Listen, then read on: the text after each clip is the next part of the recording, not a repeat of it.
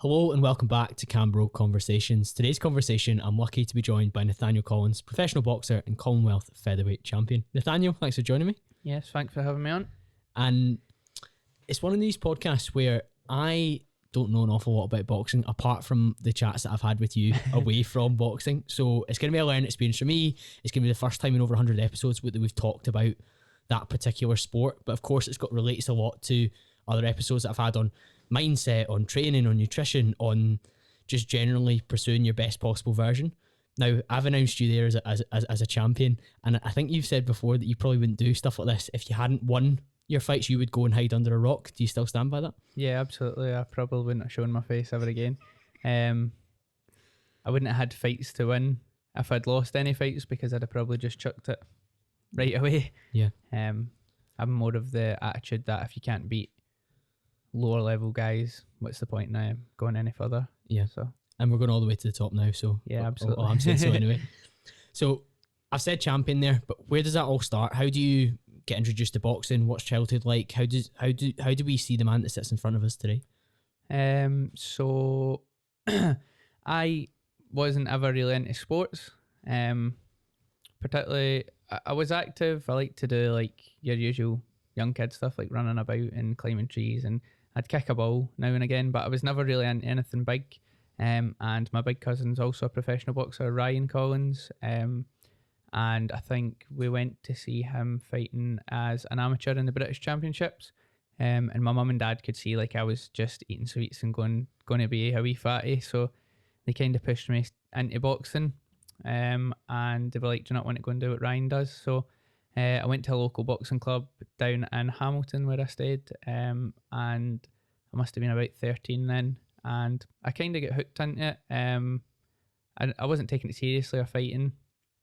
And then I started taking it seriously when I moved to I moved boxing club to View Park, which was kind of Uddingston, back of Uddingston. So I would travel for Hamilton. I'd get 2 buses to the back of Uddingston and go up there. And that's when I started taking it a bit more seriously.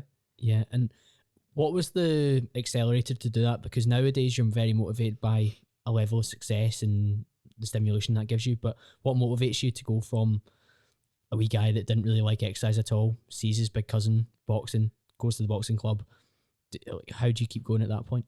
That's a hard one to explain, because I think anybody that will ever tell you that gets into boxing is you go in, you might have a few sessions, and then something switches where you're like, I really like this is for me. And obviously I was seeing my big cousin win like British titles at the start of his amateur career, so I was invested in knowing that you could get to a certain level and you could travel if you got into the Scotland team, and there was opportunities there. So I already seen that at some extent, and when I first joined and the weight was coming off, and I just really enjoyed it. So like I quickly went from I'm just doing this to lose weight to I want to get good at this, hence why the move happened. Like Hamilton Boxing Club wasn't really great, and I seen that very early, and it was a shift to somewhere that was good. Yeah, somewhere to push you on in line with where you wanted to go. Yeah, absolutely. Were you a tough kid? So like, see when you get hit for the first time at boxing, how was that? I was not a tough kid. It's different. Like I was never a tough kid, and I was just like to laugh and a joke and stuff. So I didn't get in fights or anything at school. I wasn't bothered about fighting, or even in boxing I wasn't bothered about. I wasn't bothered about getting hit, but I almost didn't want to hit people as well. Like it was funny at the start. Like I never took to it as if I just wanted to get good, but I didn't want to hit people, and I didn't mind getting hit. I never ever minded getting hit. Yeah, so when you got hit for the first time, it didn't put you off, but it didn't obviously give you a buzz to be like, I'm gonna get to smash people here. Yeah, exactly. And like I always remember like my papa never ever believed like I was going to do anything in boxing, and he told my mum and dad, and he was like, as soon as he gets hit, as soon as he gets a bloody nose, he'll quit. And I actually had the worst bloody nose ever. Like every time somebody just flicked me, I would just bleed and bleed and bleed. So like it never ever affected me, but I never wanted to smash people either. I just wanted to be technically good. That's interesting, because I think there'll be some boxers that would have grown up and maybe lit a fuse in the back of their head that like maybe quite animalistically, whereas you quite appreciated the technical side. Yeah, for sure. And like you'll see a lot or hear a lot of boxers on the TV saying, oh, boxing saved my life. If I didn't, I was a rough kid, and if I didn't have boxing, I wouldn't be here today and all that. And that's like everybody seems to have that story. I'm not like that. I wasn't rough, and I didn't necessarily think I wouldn't be here today. I'd just be doing something else, you know. So. Yeah, that's a marketing thing quite a lot of the time, isn't it? Absolutely. Like, but kept me off the streets, kept me out of jail. Aye, I think everybody has that backstory. You're like, you can't all went to the jail, you know. So yeah, that's true. But you mentioned the importance of family. What was their support like when you're starting? Did mum and dad want you boxing? Obviously, your big cousin was doing it, so I suppose that maybe broke some grounds. Yeah, it was kind of split. Like my dad has always loved boxing. For me and my dad used to watch like Ricky Hatton all the time. Ricky Hatton was his favourite, so he loved the boxing. We'd always stay up for the boxing, so he would drive me anywhere, get me any gloves I wanted, get me anything. I kind of started off with the best kit right away because he was so excited. My dad was really eager to get me into it, and like it's funny when you start, you have to get invited to Scotland training. There was like 3 weeks of invitation only Scotland training, and on the 4th weekend they'd do like a wee assessment thing, so anybody from Scotland could go to the wee assessment and they'd get back to you. But there's a lot of politics in boxing, so I would always go to the one at the end of the month and then never get invited back. And then my dad would just wake me up every Saturday and just drive me to the invitation only ones, and I'd just turn up, and they never ever used to say like you need to leave. And he would just force me through the door and basically say, oh, we never knew it wasn't invitation only, and blag our way into the Scotland training. So he was always invested in getting you in and involved with everything. So before we go into what your mum or wider family was like with your dad, he was pushing you in that sense, and it was almost that kind of like, let's just blag this to see what you can get from it. How did that feel? Maybe you not getting invited, but did you feel like you were good enough to be there? It's hard because I probably at that time I felt I was good enough, but looking back I wasn't good enough. And at that time I would have felt hard done by because when we moved from Hamilton to Glasgow, I moved club again just because of the distance. So when I got to that first club, I hadn't had any fights, and the coach and the kind of head affiliate at that club kept putting me into fights with, I had 1, 2, 3 fights, and then I was getting put in with guys with 50, 60, 70 fights who were all on the Scotland team just because that was who was there at the time. And when I was like first coming into amateur boxing, you could fight 2 or 3 times a day, or you could fight 3 days a weekend, so I was fighting all the time, and I was always fighting the best guys at my weight, the British champions, and etc. etc. And I was getting beat, and I was like, how am I getting beat? How am I getting beat? And I didn't feel like I should be getting beat, and sometimes decisions were funky, but I probably wasn't at the level I thought I was then. But it was great because it just made you push on that wee bit harder, because you're getting beat off the top guys by slight margins, and it was points going at that time, so they might have been beating you like 5-4 on scoring punches. So I think, yeah, my dad blagging me in, I probably wasn't ready for it, but it was a great experience because you can only learn by doing. If you're not surrounded by the best, then what's the inspiration to move on to the next level? And I suppose he probably appreciated that if you weren't getting the best coaching or the best training, then how are you ever going to merit a place in that space either? Absolutely, and I think that's kind of how that led on to me ever being good, because the first club I ever moved to in Glasgow wasn't the greatest club. Great people, like best interests at heart, but the coaches weren't proper coaches, and it was like a big fitness club almost, with a bit of amateur boxing flung in. So my dad was very quick to say, you need to move somewhere that's going to treat you right. And that's when I ended up with Joe Ham Senior that I'm with just now. We were at the Scottish Championships one year. I fought Cash Farouk, if you know who that is. Just had the British title there. And I lost like 13-11 in point scoring. It was so close again, but just not great. And Joe had his son Joe Jr., another guy who's still at Jim Stewart, and a big heavyweight called Steph Lavelle, and 3 people in the senior titles, and they won the senior championships, all 3 of them, which was more or less unheard of. Clubs normally only get 1 person winning the senior title, and for all the consecutive years, Joe always had 2, 3, 4 people winning. Whoever was in his stable would win the senior title that year. So me and my dad seen that, and it was a quick like, you need to go there. So I kind of that's where the you need to be around the best people comes in. Yeah, and your dad identified that for you because as a young guy, of course, Yeah, you want to get involved with the best, but you probably don't quite know what that actually means for you. Whereas your dad's like that, no, this Joe Ham guy is producing fighter after fighter that's of a really high quality. If Nathaniel wants to get anywhere near that level, then he needs to get involved with that. Absolutely, and that's why, like, when I was very young, he was like, let's just go to the Scotland training. What's the worst that can happen? The worst that was happening was I was getting leathered every weekend, but it's how you progress. If you're not getting leathered or you're not having a real struggle, you don't know how to adapt and how to overcome that. When you meet that in the ring in a fight instead of sparring, then it's a shocker. Whereas I was already meeting that at top level sparring and every weekend, so I was adjusting in fights. So the fights I was initially losing, I was starting to win. So it was good. Is that a traditional path? Like, what does somebody like a Josh Taylor or somebody that's kind of moving towards the top now? What would their path look like? Yeah, everyone more or less starts the same. You just start off young.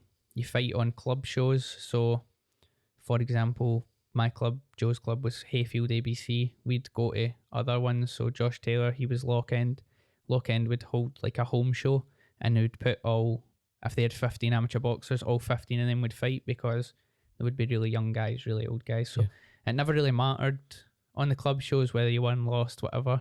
Everyone just fought everyone, and you'd be around. You could fight a guy on Friday, and then you'd be at Scotland training with him on Saturday. So as an amateur, it didn't really matter, and that was the same path for everyone till you reach the senior level, I would say. And then, or some good youths would get onto Team GB, and they would be travelling down to Sheffield, and they'd do like Monday to Friday in Sheffield, Saturday at Scotland training and stuff. So that was your special people, Josh, etc. And then the rest is would just be up here at Scotland training. And once you got into the Scotland team, they travelled about a lot, which was great as Different well. competitions across the world. Yeah. Before we get onto that Scotland piece, what was mum like compared to dad? Yeah, she was. My mum's funny. She never wanted me to box, and even when she accepted it, she always wanted me to go down a more education kind of route.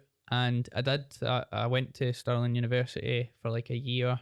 I done good with my grades. She would sit me down and make me study. So in school, I done really well.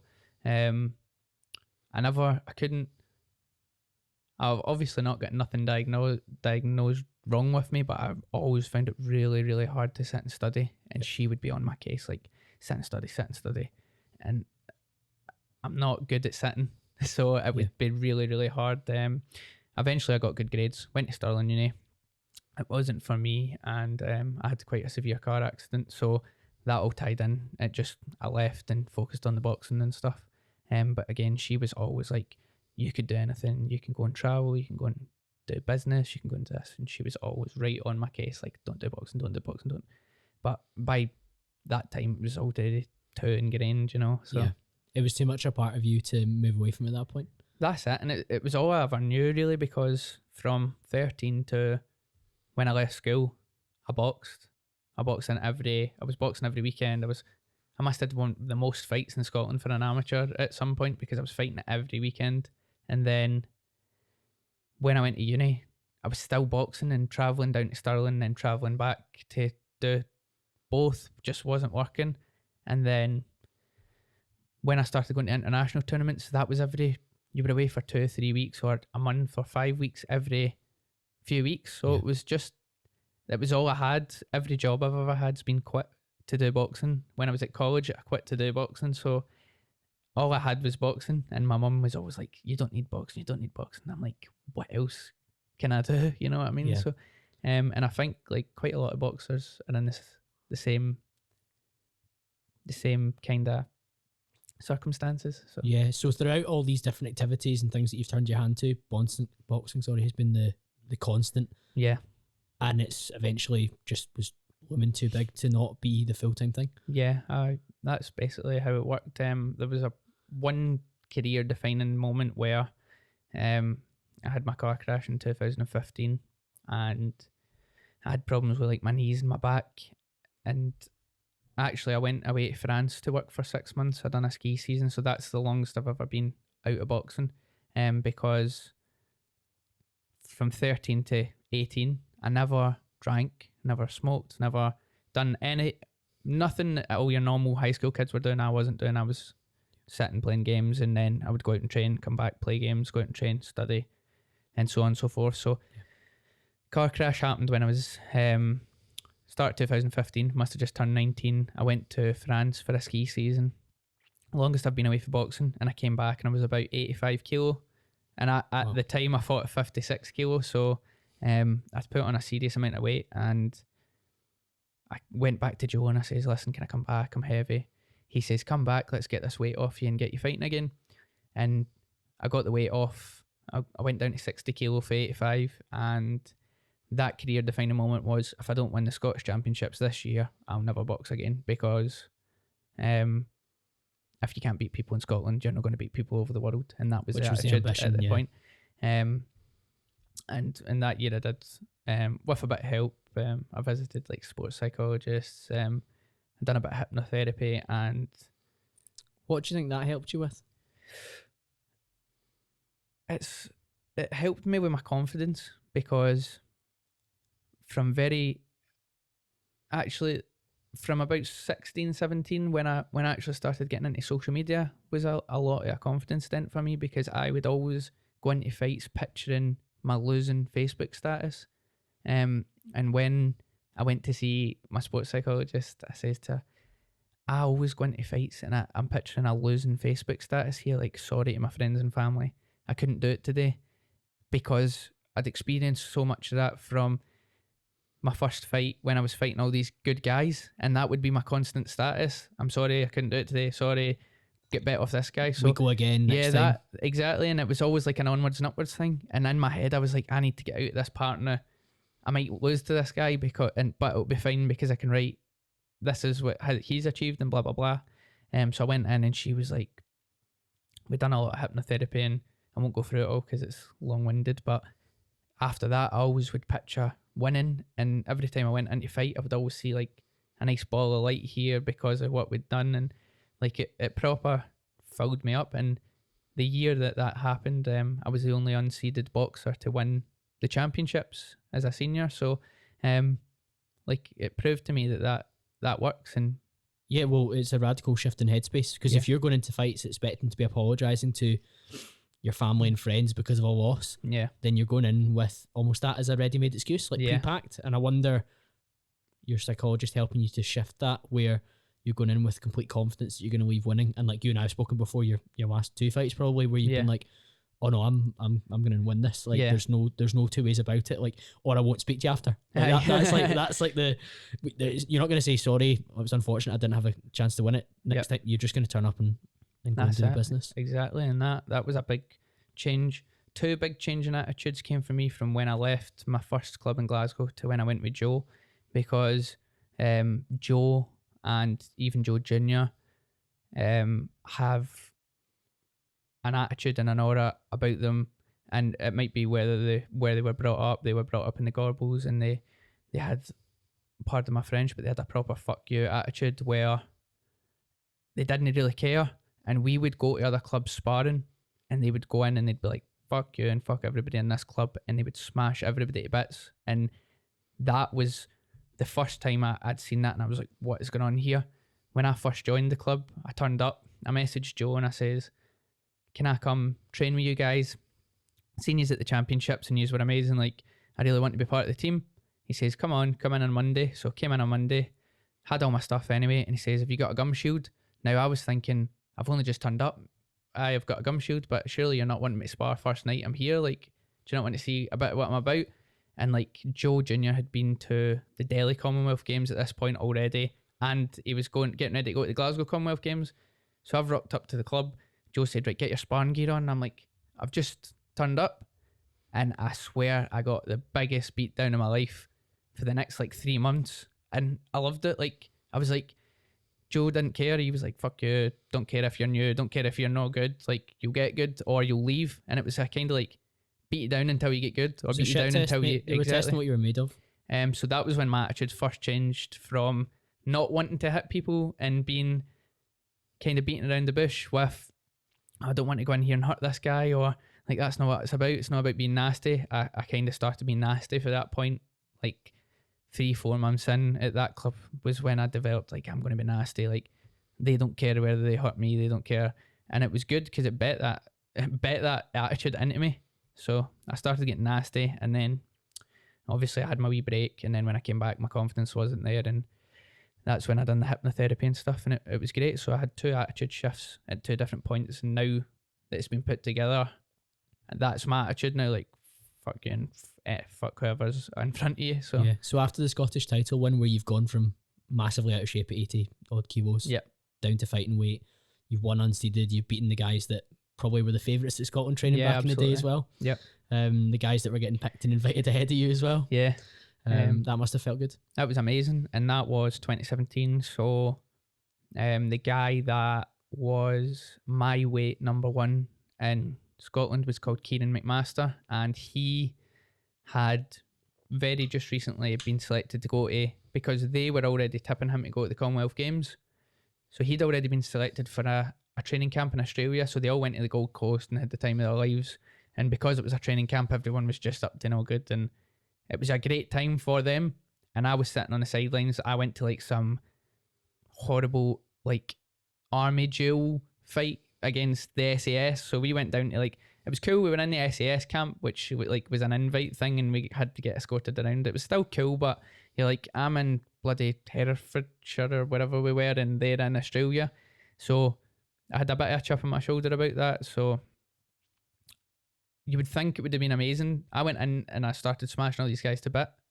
I gave Kieran like 2 standing 8 counts and stuff, and really put on good performances.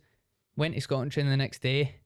I get selected for a tournament, and he still gets selected for a tournament and sent. So they were still competing, us 2 against each other, to go to the games. So that was where the politics came in. It didn't matter what you would do in that situation, where I still bet him and he was still going to tournaments, and they were still saying like, you're still against him for the spot. So but it was good, because I think I'd have took my foot off the gas if that wasn't the case. Yeah. So you'd kind of climbed the big mountain by beating this guy, and kind of confirming that you probably were the best boxer in Scotland in that age group and that weight. But ultimately, there was still the politics in the background, where they've invested a lot in him, sending him to Australia. He's been number 1 for a long time. He's been highly rated. It's difficult for them to shift the pecking order based on you coming back after 6 months away in the wilderness. Exactly. And but it was like, I when I came back, I done basically what my dad had done and took me to Scotland training. I'd just kind of strutted into Scotland training, being like, I'm a part of this, and I'm going to be here every weekend, and you can try and stop me at the door, but they never ever did. And I was there every weekend. So the politics were still there, but it worked itself out. So I'd won the Scottish, and if you win the Scottish, you automatically get sent to Serbia, Belgrade Winners Tournament it was called. And I went there and I bet like Russia, which is obviously a massive boxing nation. I bet Kazakhstan. I bet like real good countries. I went into the final and I got, I would say, robbed on a split decision against GB. So I came back with a silver, and everyone was like, Nathaniel's doing good. Kieran went to Poland and he gets stopped with a body shot. So that was when the kind of tides turned. And yeah. And then not long after that, you turned pro in 2018. Yep. We went kind of through the Commonwealth Games process. What happened? We went to Ukraine twice for training camps, the European and then the training camps. And it was funny because it was a bit nerve-wracking the few months before going to the games and then turning pro, because Sports Scotland were threatening that boxing were only going to get like 3 spots, or boxing would only get 4 spots. So they kept saying like, we're only going to take people who medal. And I was medaling at every tournament, but they still had their favourites. So it was like, I might medal all these tournaments and still not go to the games. So it was nerve-wracking, but they ended up finally getting a full team. And then I went to the games, and then we turned pro. Yeah. And those moments where you've won the Scottish, you've dropped that weight, you've had this kind of baptism of fire when you've joined Joe Ham's club, these were the reinforcing things to say, like, I'm going to make a go of this pro career. Yeah, absolutely. Like, initially, at each time I set a goal, and the goal was like, I'll be Scottish champion. If I'm not Scottish champion, I'll quit. The next goal was like, I'll go to the Commonwealth Games. If I don't go to the Commonwealth Games, maybe it's not for me. Went there, done it. Right, I can do all these things now. I've competed with these best countries in the world, so let's go and have a go at a pro. And it's like, I turned pro and it was just one of the things. Whereas if I knew then what I knew now, I would have had a look about and tried to better my career, because I think the start of my career, the first 3 years wasn't, I could have done much more than I did, but I'm making up for it. Whereas if we look up for the last 2 fights in particular, where you've grabbed the headlines, you've beaten guys that are, by all accounts, like very, very successful fighters, but you've gone in there and done the business. Exactly. Talk us through those last 2 fights then, because they appear to be what I would say is like career defining up until this point. Yeah. It's weird how the fights happened. So I done my 3 years with my first manager, Ian Wilson, and Ian was great. I got on with him as a person, and he did give me fights when I needed them, but it just the way I was being managed wasn't right in my eyes, and I needed to be pushed on further, and I felt like the longer it was going to take, my talents would have been wasted, and I'd have been somebody who could have been somebody. Yep. So after lockdown, I made the call to Ian, and I says, listen, I never made the call. I went in and seen him actually, and I says, listen, I need to go and I need to be pushed on faster. I appreciate everything you've done. And at the time we were training in Sam Kynock's gym in Tradeston, and Sam's also a manager. So Sam got me in for a chat after that and says, I've got basically one deal left with Fight Zone, who I'm signed with just now, for Scotland, and we want you to fill it. Do you want to read through the contract, see what's what? And read through it all, signed with him, everything was great.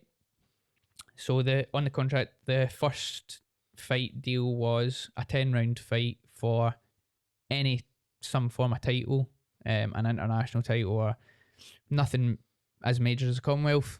And we were going down to Sheffield one day to meet Dennis Hobson, who runs Fight Zone.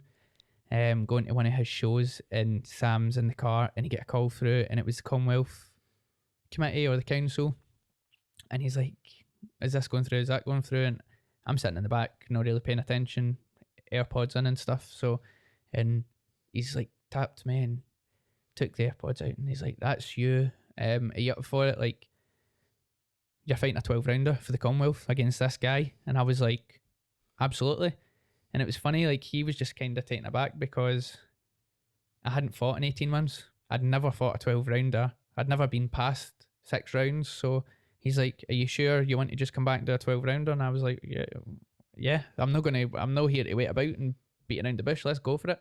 And that's how that kind of came about. And it was good because it put me where I am just now, that fight. Well, as soon as you accepted that fight, you obviously put yourself in a potentially vulnerable position, because if it doesn't go well, then of course you need to scale back down. Yeah, absolutely. But you put yourself in a powerful position where you went in and you did the business very comfortably as well in that particular fight as well, which was maybe a surprise given that guy's record.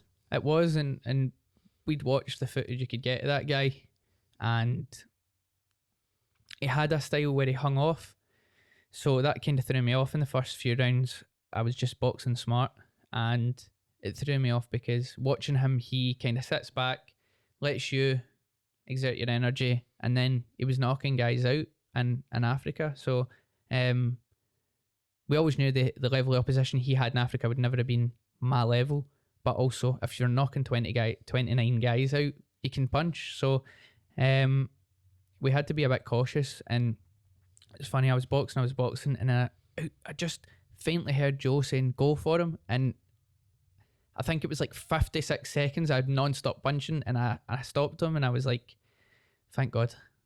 And we got it out, and that was me, Commonwealth champion, and it's a major title in the UK and in the Commonwealth. A huge stepping stone from not feeling like you're fulfilling your potential as a pro in terms of number of fights and size of fight, to go into a Commonwealth fight and to win it in such style as well gives you a lot of validation.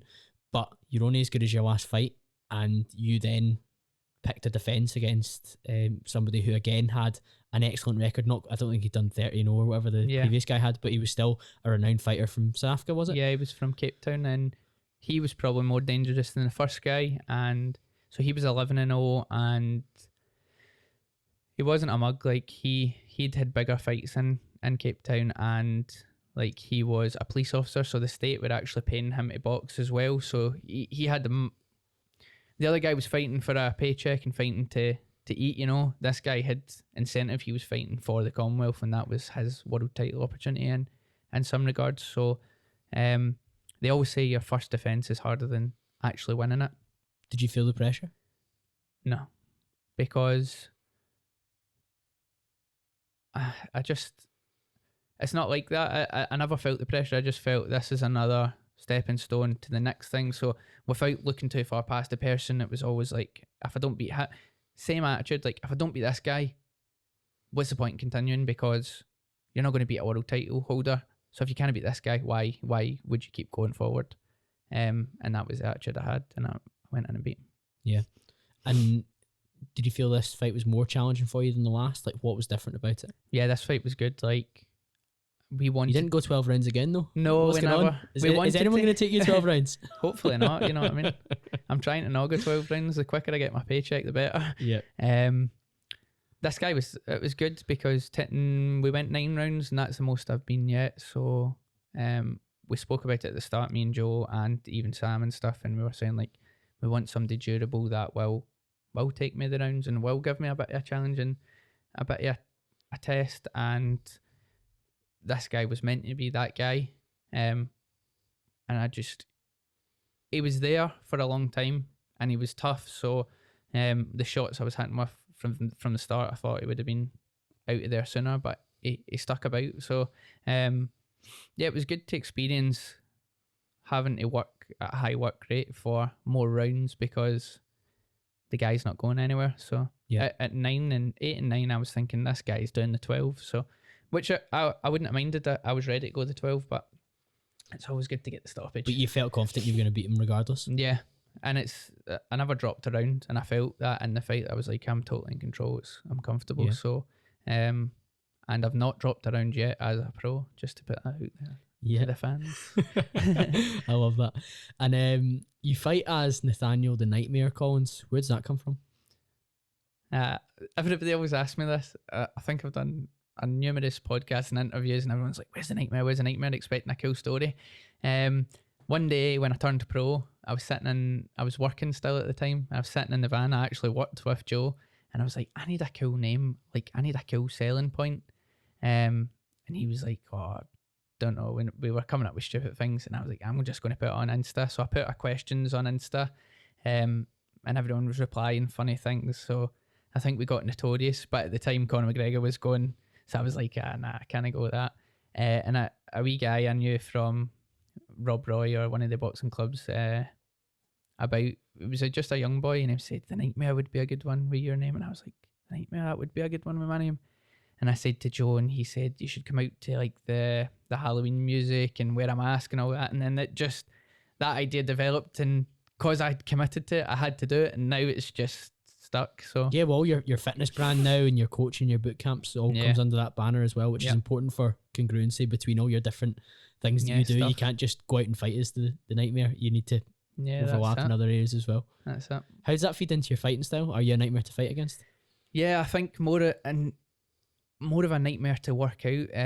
So the southpaw stance is a nightmare for anyone, and anyone will tell you, like, all the other orthodox is obviously the most popular right-handed guys, and more or less every orthodox struggles with southpaws, which is why the nightmare was suitable. And even southpaw v southpaw, I mean, a southpaw against me would be a nightmare and a nightmare for each other. So it just fitted well. Nobody really likes boxing southpaws, so you like to be difficult for people. Yeah, and it worked well how it happened. A lot of the audience are very interested in their health and their fitness, so one of the areas I really want to go with you is where, like, what happens in the lead up to a fight. You call it a camp. A lot of people would call it like a prep or whatever.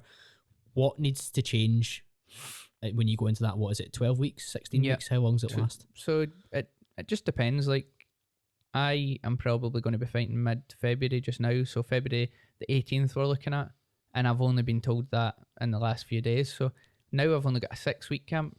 It's just whatever prep you get for there.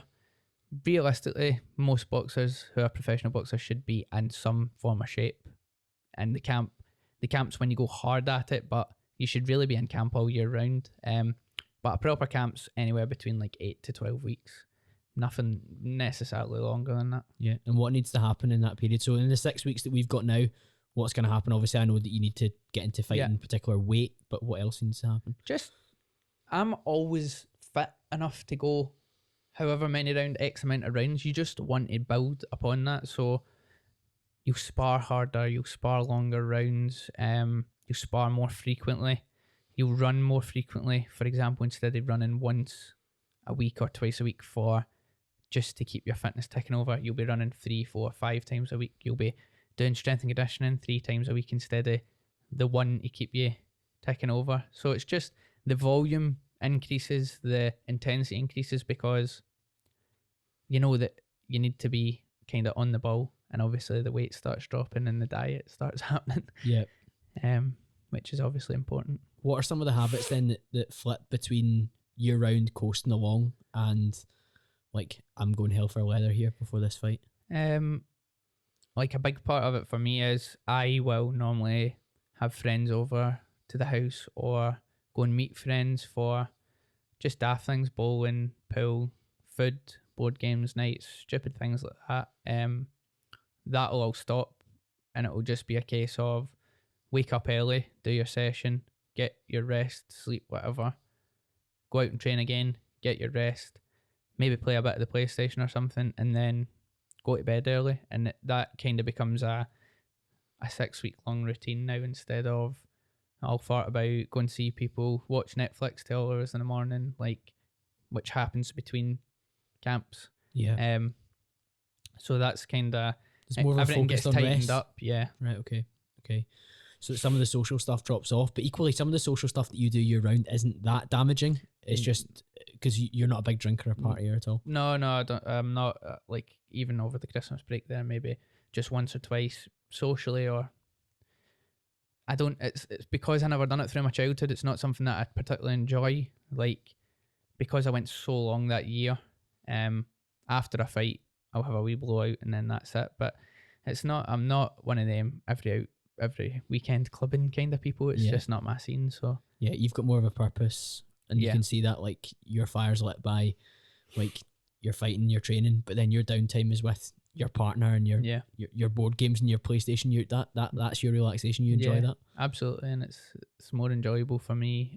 The simpler things than being out and doing who knows what with who knows who, and it's not like, I've never been that guy. Probably makes it easier to flip the switch into camp mode than if you were somebody that was on the other end of the spectrum who was just absolutely going for it in the social aspects, and they had to then go monk mode or hermit mode, whatever term you want to use for producing your best performance. Absolutely. Yeah. No, that's interesting. In the kind of camp period, you have to drop quite a bit of weight. I know that sometimes you have to drop more weight than others.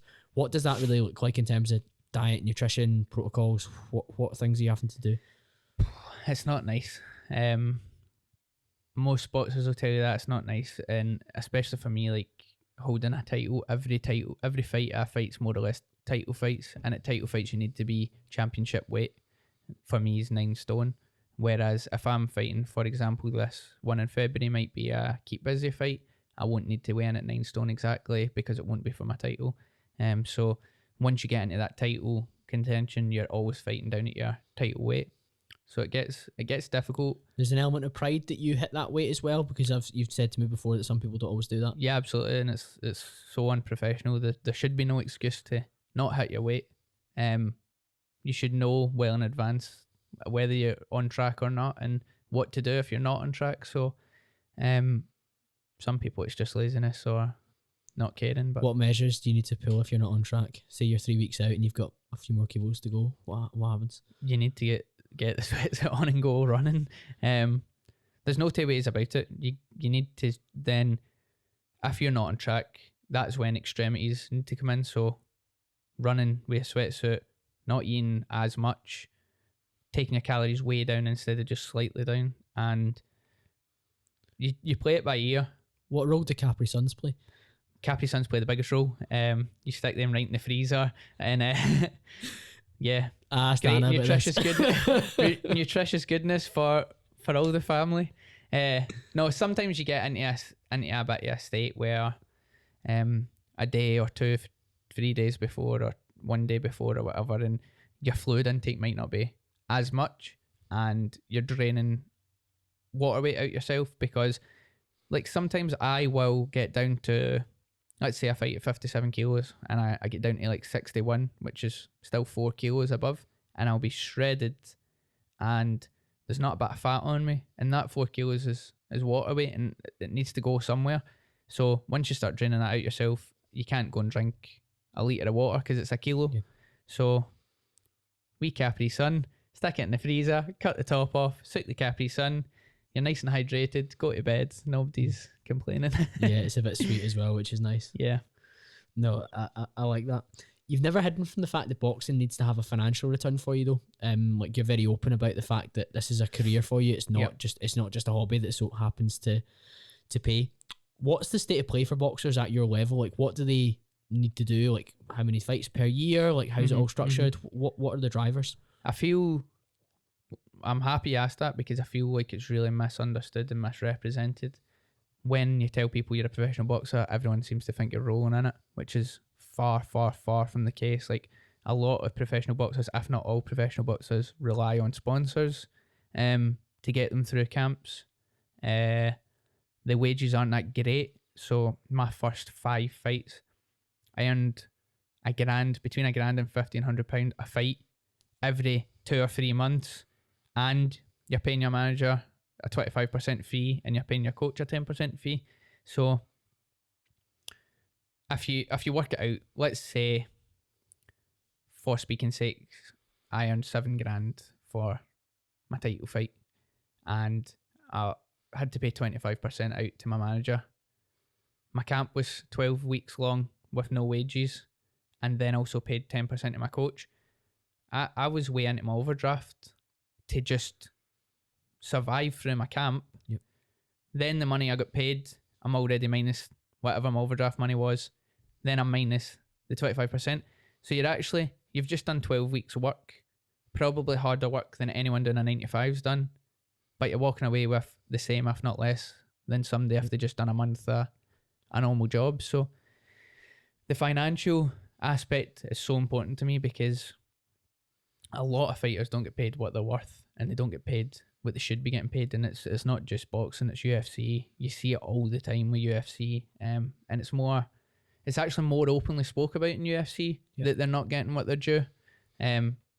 There's people still around me that won't be at my level and are still taking fights just as hard as me, but they're getting paid £1,000 or they're getting paid £1,500, and it's not as glamorous as people think it is until you hit the bigger levels, your Sky Sports and your BT Sports and your Anthony Joshua's and stuff. Like, people think boxing or Anthony Joshua or Tyson Fury, they're getting paid 100 million, or Floyd Mayweather.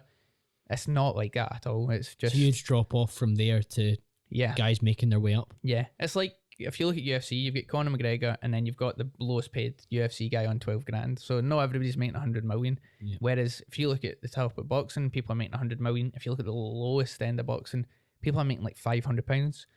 Like, there's a boy that I used to box with, Rhys McFadden, and he was Commonwealth Games bronze medalist in Glasgow and my Commonwealth Games Gold Coast. And he came to train with us at Joe Ham's, and he signed a deal, and it was like he gets 50% of ticket money, 50% goes to the promoter. That's it. You part ways. First fight, sold 10 grand of ticket money, get paid 5 grand. You're laughing. Second fight, he couldn't sell as much as he would sell in his debut, so he actually ended up not getting paid anything to fight. So the game is seriously shady. It's one of the only sports that the fighters earning less than the promoters, anybody else. The other hands in the till. Yeah. So no, it's very, very difficult. But you've got a very fiscally focused head on. I think that comes from your upbringing as well. I think we've spoken before about mum and dad were into property and investments and stuff like that, and they've kind of helped to align you with that and make sure that you're switched on.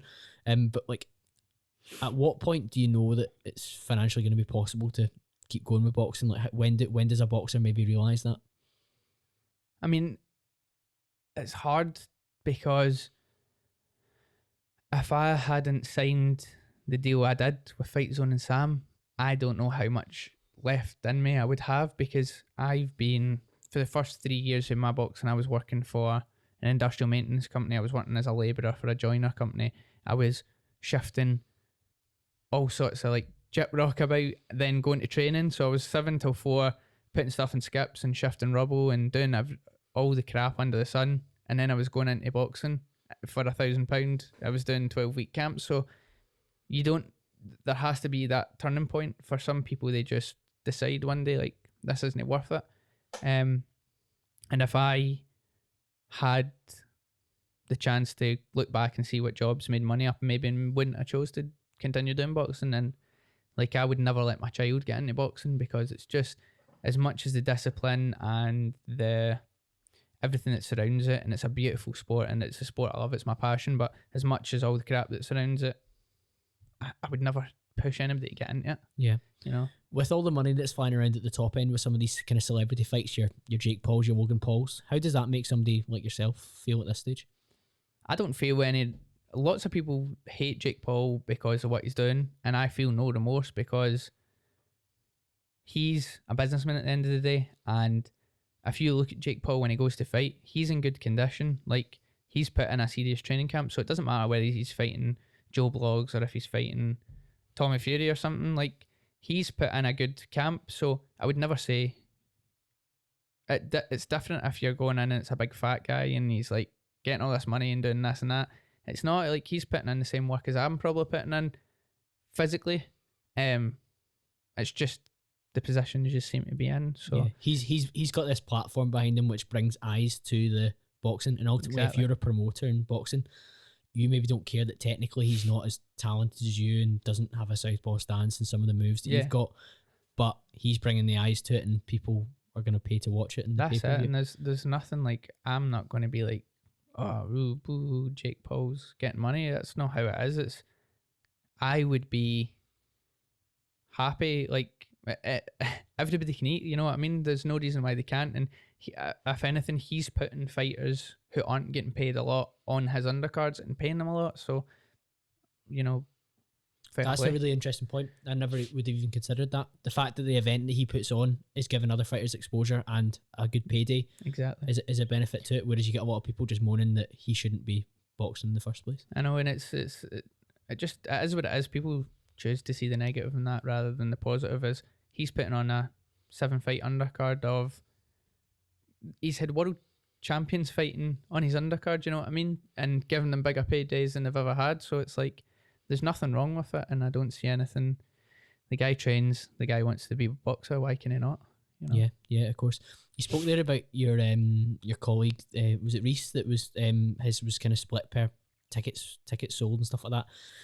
You've said to me before that the kind of attitude of people has changed as you become a champion. How have you adjusted to that? Maybe more people like wishing you luck before fights and stuff like that.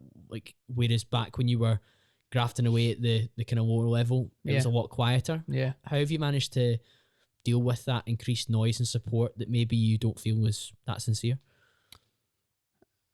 I've got no like feelings at all towards it. Like, I remember my second fight, I sold 2 tickets.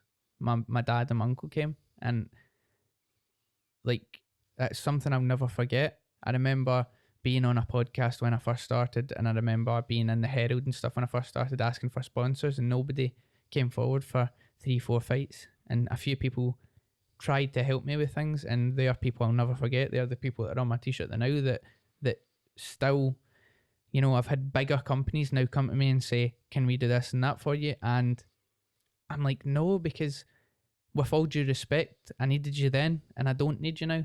So it's the same, like, people can come and buy their tickets and they might not have known about me then, and they know about me now. So there's no, it's hard. It's when the people who knew about me start to message, and the people who knew what I'd been doing from 4th year of school start to message and say, well, great to see what you're doing now. Like, where were you when I was needing you, you know? But you can have a chip on your shoulder or you can let it fly. And I don't care. Like, I'm doing what I'm doing now. And I think the school thing's the most interesting one, and obviously you and I have spoken this before. Like, I get the same with when, as the Instagram page grew, of course, people wanted to be like, oh, it's great what you're doing and stuff like that. Whereas when you were first doing it, you were getting put in group chats and screenshotted and laughed at, like, why are you doing that? And I guess sometimes it feels like validation sometimes when these people come back and they say, well done now. And you're like, okay, that's fine, but you're not coming with me on this journey. Absolutely. And it's like, I don't mind. Boxing's funny because you need to sell tickets and be a big name, and if people now think I'm worth coming to see, then great, by all means come see me. And like, I'm not resentful. I don't feel like you didn't support me then, why do you deserve to speak to me now? Like, if anybody messaged me, I'll give them a message back, but like you're saying, you're not on the journey with me, you're just a fan at the end of the day now. Without you sounding arrogant or cocky, like, I always have time for everybody who was there with me. And, you know, even in a few years' time when I become a world champion and I'm worth X amount of money, if my friends that were there with me at the start asked me to come over at 2 a.m. and fit a shelf or something, or do a mediocre, meaningless task, like, I would be there. Not because it doesn't matter where you get to, but if wee Jimmy who didn't like me in school, I wouldn't be there. I don't care. They'll be asking for a ticket to come and see you when you box at Madison Square Garden or whatever. So it's funny. No, it's very funny. And I think we both went to a school, which is funny. We didn't realise we went to the same school. Obviously, I'm a few years ahead. Where doing things out of the ordinary was looked at. Like, the path was literally get your good hires and go to university. And that was it. If you did something outside of that, it was mind-boggling. Boxing would have been really radical because we had rugby, we had football, but like, what was it like boxing at school? Like, did people think it was bizarre? It was funny. Like, nobody cared. Nobody cared about boxing, and the teachers were all like, boxing? Like, nobody ever thought anything of it. And I remember, like, my year ahead, Miss Daniels was the only one that ever really was like, oh, you're doing great. Like, she probably realised how well you were doing though, going to international tournaments. That's special. Yeah. I remember, like, my PE teacher being like, you're never going to get anywhere. Like, we were doing like higher PE and it was Olympic table tennis, and I was like, I'll be at the Olympics one day, I said. And he says, no, you won't. Like, you'll never get anywhere near that level, or blah blah blah. And I went to maybe not the Olympics, but I went to the Commonwealth Games, and now I'm doing well. So if you're listening, Mr. Douglas, eat it. Yeah, spot on. I think sometimes those little bits of fire in the background are necessary. Yeah. You said you want to be world champion in the future. What are some of the things that you need to do in the next 6 months, 12 months, 18 months that are going to get you there? What do you need to improve? Keep winning.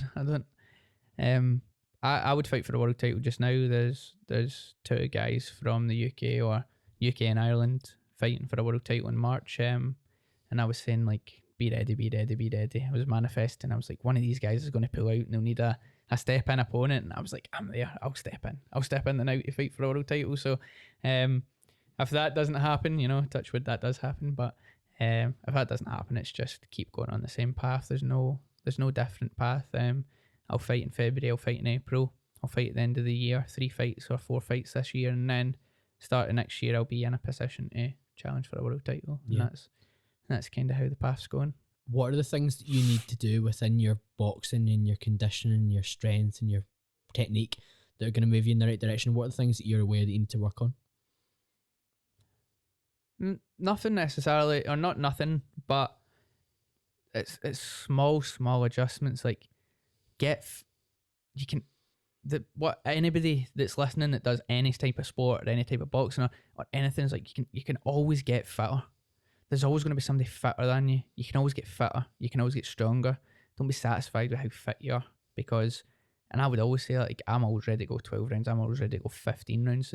There's somebody out there that's going to be fitter than me one day that can charge and charge and charge and charge, and that needs to be like, can that, you have to look at whatever's happening and say, can that guy be fitter than me? Could that guy be stronger than me? Yeah. So necessarily boxing, technically, yeah, you can work on bits and bobs to match what your opponent does or doesn't have, but you can always get fitter and stronger, and there will always be somebody fitter and stronger. So I would always say, just keep getting fitter, keep pushing, keep living a lifestyle rather than living at camp to camp, which is what I always try to put myself in. It never ever works, but I always say to myself, after this camp, I need to just stay in that mode. It's hard for you to stay at that body weight though. Like, I've seen how peeled you get, and it's so lean, you can't walk around like that. I know, but I need to find a happy medium somewhere. Yeah. It's hard that any boxer will tell you after a camp, like, imagine you're going 12 weeks depriving yourself of everything that you like. As soon as that 12 weeks done, you're gorging on everything you like, so it's hard to then pull back until you know that the next date's there. Yeah, and those help you keep going, I suppose. When you see those dates in the future, then of course it's easier to restrict for 12 weeks, knowing that this finish line's in sight and I'm going to turn up and I'm going to give my best. Whereas if it's a perpetual cycle of always trying to be at my best and the dates kind of moving in the horizon, it's impossible. So it's hard that, and like even just there, I really struggled after that last fight. So I fought the 26th of November or whatever, like day 3-4 weeks between there and Christmas and like things happening, like I really struggled to get out of bed, or really struggled to find, because I had nothing to do. I went from I need to train 3 times a day to what is my purpose right now. And I think like that's how a lot of boxers struggle with mental health stuff. Like fortunately I was just like, oh, I'll just play PlayStation or I'll just do something in the house, or I'll just go and see somebody. But it's hard to like get yourself motivated. The drop off. Yeah, the drop. It's like hitting them highs, and then what? For what reason? Because now you're back to just doing nothing, and it's hard. And now, obviously, you find out a fight date again. You're like, yes, I'm up for it again. But I think from the outside looking in, your physical output and your power output's improved with the training you're doing with Hamza, and we both go in CHS, which is fantastic. And the data he gives you, and obviously the structure of training for your strength and conditioning, so that you're the most efficient you can be at 57 kilos, so you've got the most power in your punch, whatever. Yeah. Is there anything else you're going to work on for like a mental side of things, or was that initial sports science, sports psychology work and hypnotherapy, was that like the little bit that you needed, or is there any more things you're going to dive into? That was a little bit I needed, I would say, sorry. And I would love to go back and do that again. And I don't necessarily need it. I just enjoyed it. It's something that would be excellent as a part of your game. Like you can't, that extra 1%, it's the 1% you might need one day. But mentally, it's hard. You seem rock solid largely. I feel rock solid. My biggest problem is laziness, or stuff out with boxing sometimes gets into me mentally. So doing stuff in the house or cleaning up after myself, or that's hard for me because, and it sounds so stupid, but I concentrate so much on boxing that you're physically, mentally exhausted. But then you need to remember you've got a partner, or you've got other commitments, or you've got a family, a house, a gym facility. Exactly. Whereas I'm so selfish, and I recognize that I'm selfish, and the problem is I don't want to change it, because to achieve, the